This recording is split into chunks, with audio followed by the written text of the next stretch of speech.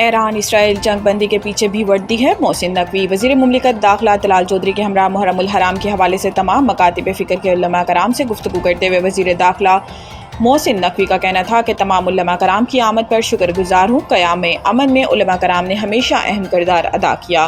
Chairman رویت حلال committee تمام مکاتب فکر کے لوگوں کو ساتھ لے کر چلتے ہیں۔ انہوں نے کہا کہ حضرت امام حسین سب کے ہیں۔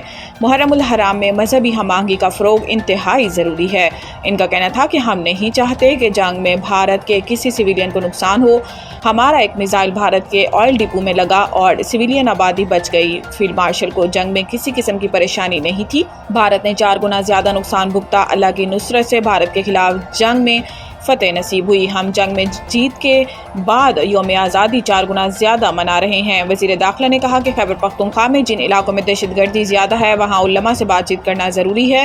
مقامی لوگوں کی مدد کے بغیر دہشت گردی ختم نہیں ہو سکتی۔ محسن نقوی کا کہنا تھا کہ ایران اور اسرائیل کے درمیان سیز فائر میں وزیر اعظم کا اہم کردار ہے۔ ایران اسرائیل جنگ بندی کے پیچھے بھی ورتی ہے۔ کے پی حکومت کا تختہ الٹنے کی خبریں۔ وزیر اعظم کی گورنر فیصل کریم اور ایمل ولی سے ملاقاتیں۔ بدھ کو وزیر اعظم شہباز شریف سے گورنر خیبر پختونخوا فیصل کریم کنڈی کی ملاقات ہوئی، جس میں وزیر اعظم کو دریائے سوات میں پیش آنے والے واقعے پر بریفنگ دی گئی۔ ملاقات میں وفاقی وزیر امیر مقام رانا مبشر اقبال، رانا ثناء اللہ، عبدالرحمان کانجو بھی موجود تھے۔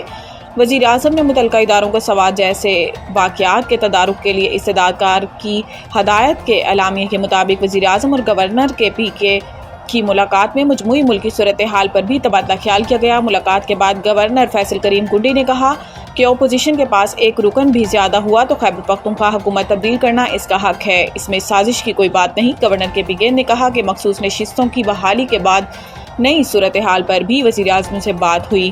علی امین گنڈاپور کے خلاف سازش کے لیے ان کے اپنے لوگ ہی کافی ہیں۔ اس کے علاوہ وزیر اعظم محمد شہباز شریف سے عوامی نیشنل پارٹی کے صدر ایمل ولی خان کی ملاقات بھی ہوئی۔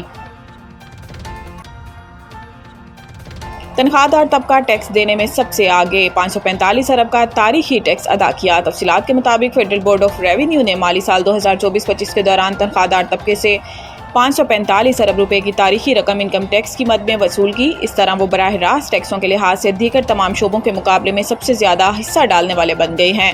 برآمد کنندگان نے صرف 180 ارب اور تاجروں نے 62 ارب روپے کی ادائیگی کی۔ صرف تنخواہ دار طبقے کی انکم ٹیکس میں شراکت برآمد کنندگان سے 300% اور سیاسی طور پر 62 تاجروں سے 500% زیادہ رہی۔ برآمد کنندگان نے ڈالرز میں آمدنی حاصل کرنے کے باوجود صرف 180 ارب روپے کا ٹیکس ادا کیا، جبکہ تاجروں نے، جو ہر سیاسی جماعت سے جڑے سمجھے جاتے ہیں، انکم ٹیکس آرڈیننس کی دفعہ 236 جی اور 236 ایچ کے تحت محض 62 ارب روپے کی ادائیگی کی۔ اعلیٰ حکام کے مطابق مجموعی طور پر تنخواہ دار طبقے نے گزشتہ مالی سال میں برآمد کنندگان اور تاجروں کی مشترکہ ادائیگی سے دوگنا زیادہ انکم ٹیکس ادا کیا۔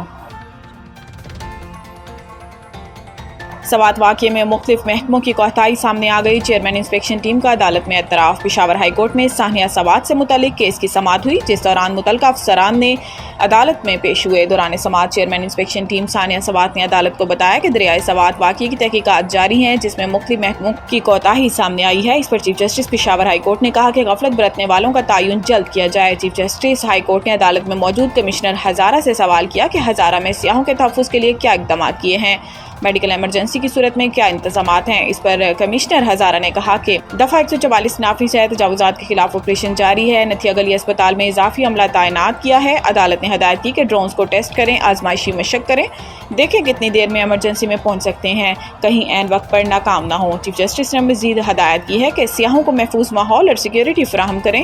اس پر آر پی او ہزارہ نے کہا کہ پولیس اور ریسکیو آپس میں کوارڈینیشن میں ہیں۔ کراچی میں رواں ماہ بارش کے 2 سے 3 سپیل کی پیشن گوئی۔ کراچی میٹرولوجسٹ انجم نذیر نے رواں ماہ کی کراچی میں بارش کے 2 سے 3 سپیل کی پیشن گوئی کی ہے۔ انجم نذیر نے کہا کہ 9 سے 11 جولائی کے دوران کراچی میں ہلکی بارش ہو سکتی ہے۔ انہوں نے بتایا کہ جولائی کے وسط سے کراچی میں بارش کے 2 سے 3 سلسلے آ سکتے ہیں اور سندھ کے بھی کچھ علاقوں میں ہلکی بارش ہو سکتی ہے۔